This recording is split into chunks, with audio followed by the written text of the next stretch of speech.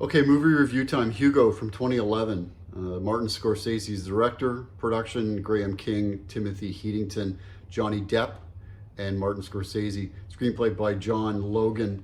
Cinematography was Robert Richardson. Budget for this was big, 150 to 170.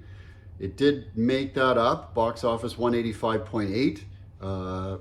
Not as much fanfare as I think they were expecting. Adventure drama film based on the book The Invention of Hugo Cabret by Brian Selznick. The plot of Hugo, played by Asa Butterfield, it takes some twists and turns, and it navigates from when 12-year-old Hugo tries to stay alive in the topsy-turvy life at the Paris train station called Montparnasse in 1831. Hugo lives with his widowed father, a clockmaker who works at the museum. His father finds a mechanical man, I think it's sitting like in a desk, who is programmed to write using a pen. However, he's not, so they have to figure out how to bring him to life. The duo tries to repair the machine man, which is missing a heart-shaped key. Hugo's father then dies in a fire. Next phase, Hugo goes to live with his uncle Claude, who manages the clocks at the Paris train station Montparnasse. Uncle Claude goes missing, and Hugo struggles to maintain the many clocks in the train station. Hugo's station friend Isabelle, played by Grace Moretz, wears a heart-shaped key around her neck, and that is used to actually plug into the mechanical man and bring him to life.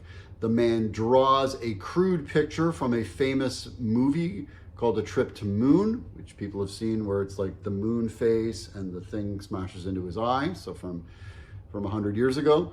And it's signed by Isabel's godfather, George, who's played by Ben Kingsley. A subplot involves George's films and his musician, him being a musician. The story then shifts back to the train station. Hugo is being chased and pursued by Inspector Gustave, played by Sacha Baron Cohen. Gustave threatens Hugo to go to the orphanage. He escapes. Chaos, drama. There's a lot to this story, a lot of twists and turns. It's a stunning movie, and I can see where the money came in as far as putting the special effects together. I can easily see how it cost $150 million. It was nominated for 11 Academy Awards, so you can see that the production values and cinematography were exceptional. My recommendation is I wouldn't necessarily go out of my way to see this movie. A little bit confusing. The story takes many twists.